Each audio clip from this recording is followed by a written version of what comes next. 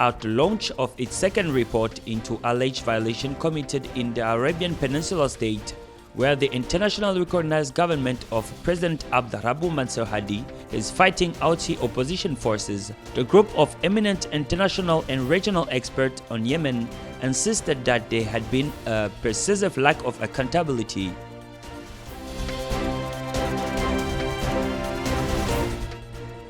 Several roads in Ethiopia's capital Addis Ababa were closed down for the city's car-free day on Sunday, opening up the opportunity for local residents to take over the space for some fun activities while promoting healthy living and reducing air pollution.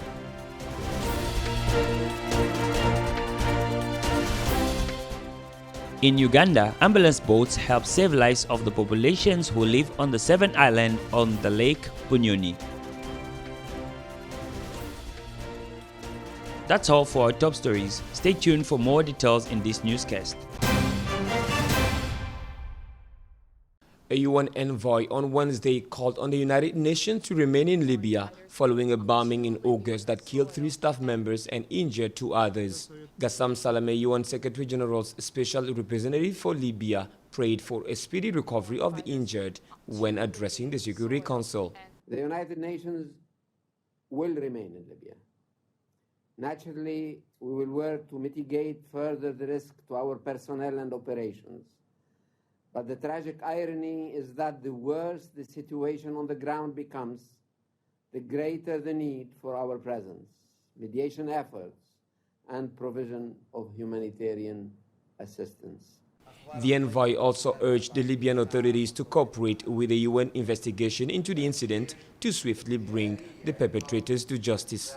According to Salameh, since the offensive launched in April by the East-based army led by General Khalifa Haftar, the conflict has spread geographically and exacted a heavy toll on civilians. To date, more than 100 civilians have been killed and over 300 others injured, and 120,000 civilians have been displaced, according to UN data. He added that the situation in the southern town of Merza continued to be grave, with 100 people killed in fighting between Tebu and Hali communities. Salameh said he was very disappointed to report that there has been no news regarding the fate of the House of Representatives member Siham Sergewa since she was abducted from her home in the eastern city of Benghazi on July 17th. I reiterate the call on the authorities in the east to investigate the enforced disappearance of Madame Sergawa and make the findings known.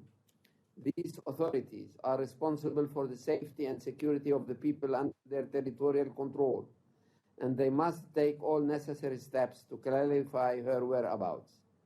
The voices of Libya's elected representatives cannot be allowed to be quashed through intimidation or enforced disappearance.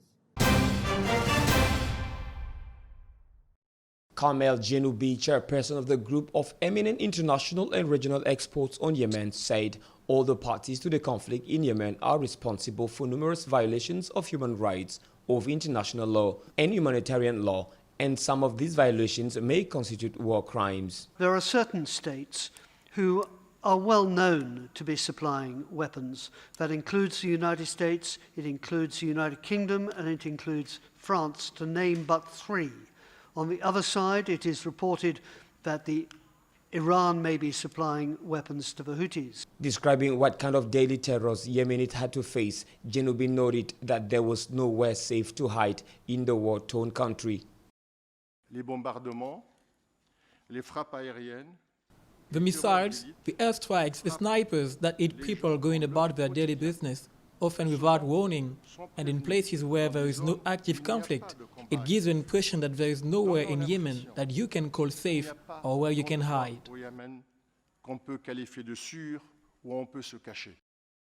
Another war tactic outlined in the report is the targeting of health centers and services, which has had a devastating impact on a population verging on famine and brought low by some 460,000 cases of suspected cholera in the first half of the year alone. We've had incidents this year where the coalition has struck an MSF cholera treatment centre just prior to it opening for business. so taking that out of action for the year. And we've had both sides of the parties to the conflict actively impeding the delivery of cholera vaccines to the population of Yemen. The panel, which was established in 2017 following a request by the Human Rights Council to the UN High Commissioner for Human Rights, also found further testimonies of other worrying practices by those fighting, including the forced recruitment of children. Genubi said although parties actively recruit children, the parties to the conflict also harass and threaten rights activists, journalists, human rights defenders, humanitarian workers, and impose restrictions on their work that often cut off services provided to people in need. Turning to the Belgians' decision to prevent Yemenis from importing much of the fuel, food and medicines which they have been in need, even in the past through key Red Sea ports like Hodeida, Genubi called the tactics siege-like. Le blocus et les tactiques assimilables à un siège, les attaques contre les objets essentiels. Blockade and siege-like tactics, attacks on targets essential to the survival of a population, and restrictions on the provision of food aid deprive a population of food, water and medicine at a time of an unprecedented humanitarian crisis in Yemen. With no more than 24 million people, about 80% of the Yemeni population, depending on humanitarian aid to survive. Highlighting the active involvement of other countries, including a Saudi-led coalition which has supported Yemeni government forces since March 2014, the group of experts urged other states to stop selling arms that could be used in conflicts. The group of experts has recommended that third states prohibit the authorisation of arms transfers and refrain from providing arms to parties to the conflict. This is because of the prevailing risk that such arms will be used by parties to commit or facilitate serious violations of international humanitarian and human rights law. Canoes are the main mode of transportation for residents of Uganda's Lake Bonyoni, but when it comes to medical emergencies, residents have to rely on ambulance boats. Gloria Carissima, a woman in pregnancy, just called in an ambulance, and within 10 minutes it was at the port. Whenever these mothers come here for antenatal checkup, they normally write the number, my number, on their books. So as whenever they have contractions, they just call over the phone and we go to pick them. After the midwife examined her and made prescribed treatment, Carissima could go back home. In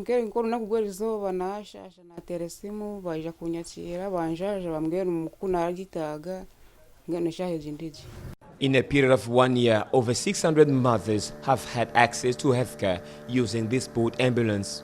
Health workers here said it's efficient and saves time. Most people here use canoes as a means of transport because hiring a boat is costly for some locals. On average, they pay about $6 to visit the health facility. To reduce the cost, Bayona Magara, a community-led health initiative, donated this boat. They also provide fuel to pick up expectant mothers. Health workers here said the number of hospital deliveries has gone up. Mothers will receive daily in the antenatal. We receive approximately 15 mothers for antenatal. Then for deliveries, monthly we receive an average of 15. And because of the increasing demand for the service, health providers want more boats on the lake. With more of these initiatives starting up, it is hoped that more lives will be saved.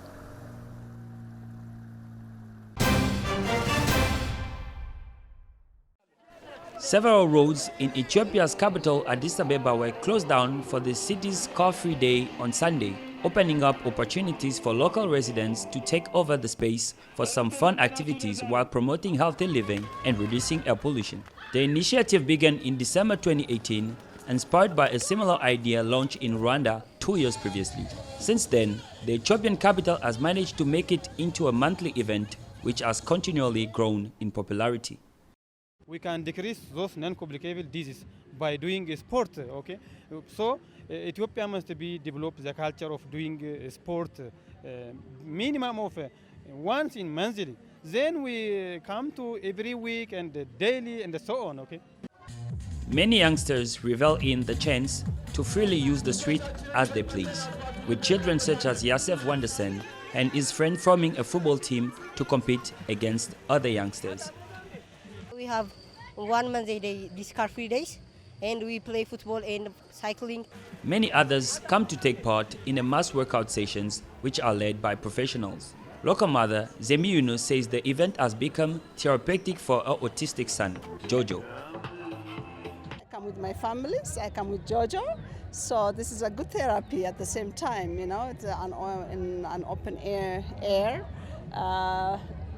Roads are closed, it's safe, and you know, we join with other people.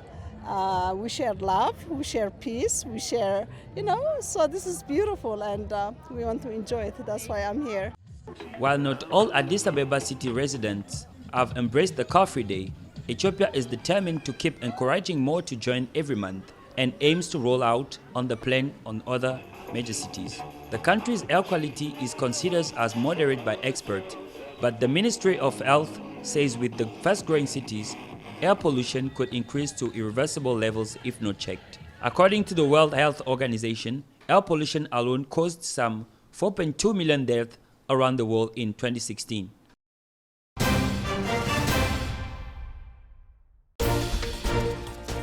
At the launch of its second report into alleged violation committed in the Arabian Peninsula state, where the internationally recognized government of President Abdurrahman Mansur Hadi is fighting Houthi opposition forces, the group of eminent international and regional experts on Yemen insisted that there had been a pervasive lack of accountability.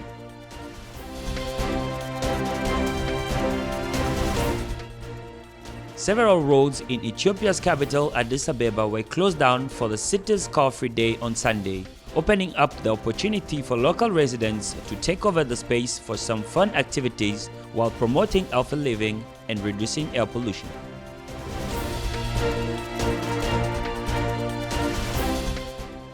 In Uganda, ambulance boats help save lives of the populations who live on the 7th island on the Lake Bunyoni.